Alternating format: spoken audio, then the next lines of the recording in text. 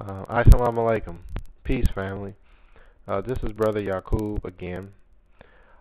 In this video, Purple Rain, this is not going to be anything deep or, I'm just sharing, I'm going to be sharing some things with you. Uh, and I dedicate this video to the black man and black woman in America.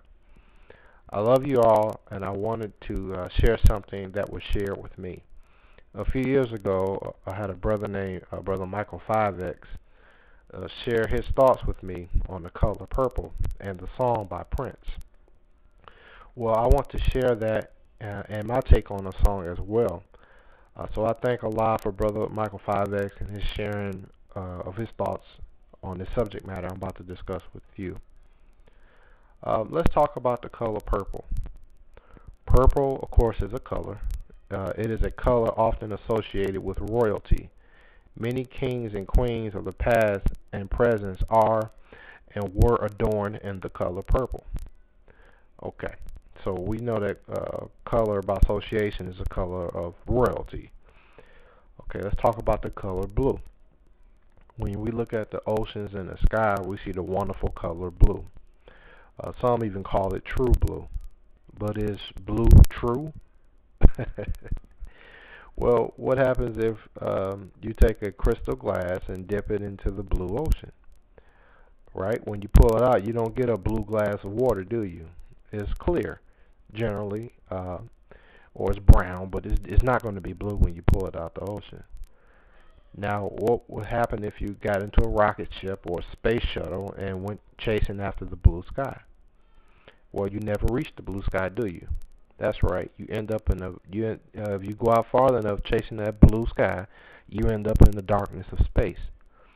So we say that blue is the color of deception. Okay, let's talk about the color red. A good example of red would be like our sun. Our sun is a red ball of fire. It gives us life and light. Sunlight manifests things to us that was hidden in the darkness.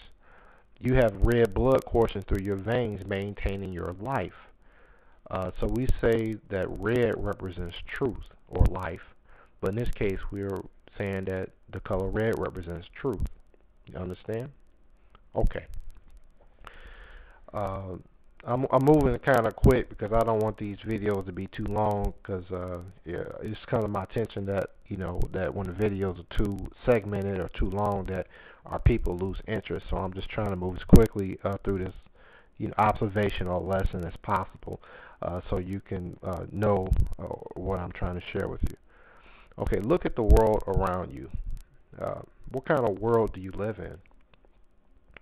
If you bear witness, you live in an evil and deceptive world, a world that manipulates people with half-truths and lies. Kings, rulers, and governments always lie to the people in this world. Isn't that right? So what's their color?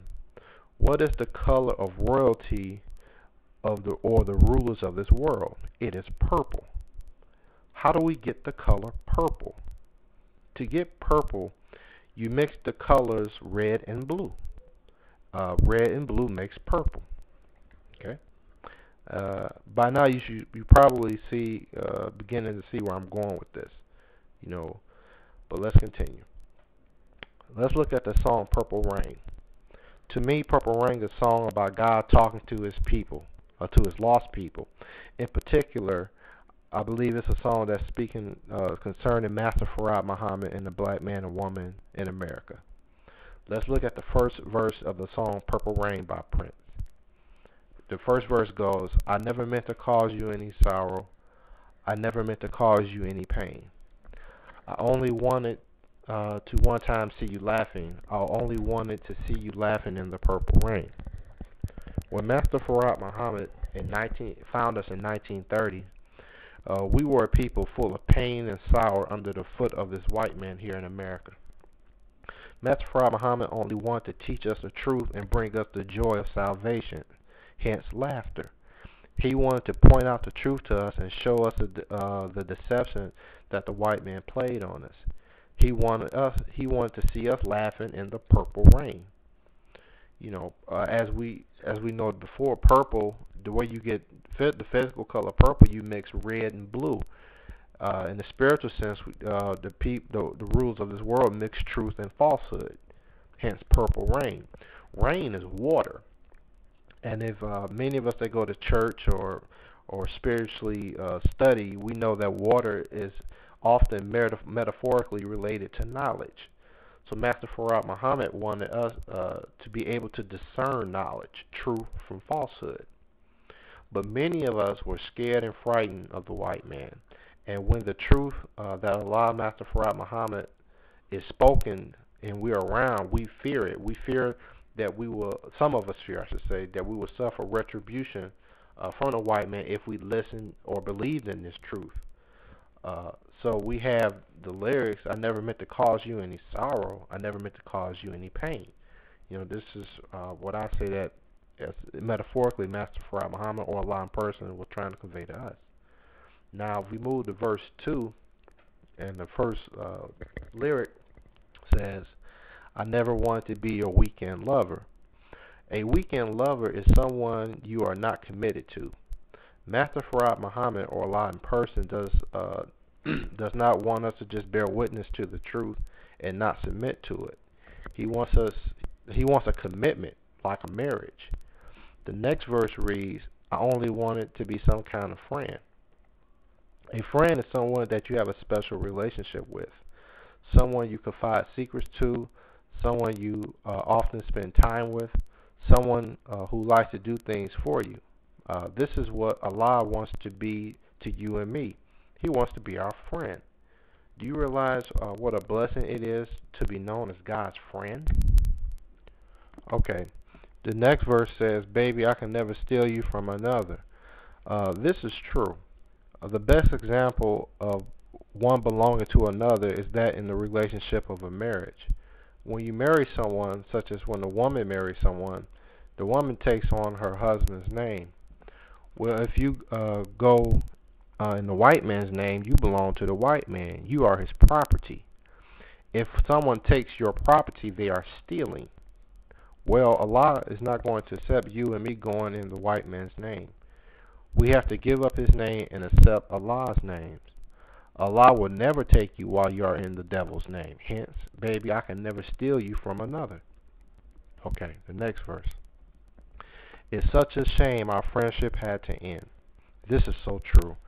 Our friendship with Allah ended over 400 years ago when we were captured and enslaved by the white man. We lost the knowledge of our God, religion, our names, our culture. We were murdered, raped, beaten, and sold like merchandise, as it was prophesied in Genesis chapter 15, verse 12. And when the sun was going down, a deep sleep fell upon Abram, and lo, a horror of great darkness fell upon him. And he said unto Abram, know of a surety that thy seed shall be a stranger in a land that is not theirs, and they and shall serve them, and they shall afflict them 400 years. Yeah, so when the verse says it's such a shame our friendship had to end, you know, Abraham, or in this case Abram, was known as God's friend. There's no dispute in the Islamic or Christian world about this. You know, Abraham was known as God's friend, yet God told his friend in the 15th chapter of Genesis that his seed, you know, was going to serve another people and not serve Allah. You know, so hence we have the verse, it's such a shame our friendship had to end. Yeah, it's a shame the friendship had to end because this is what was written. It was prophesied that Allah's friendship with Abraham and his seed would end. But that's a whole nother subject within itself. But we're just gonna keep moving through the song.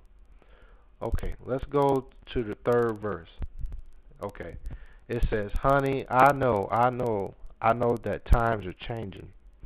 Look at the world around you falling apart. Times are changing. Look at America.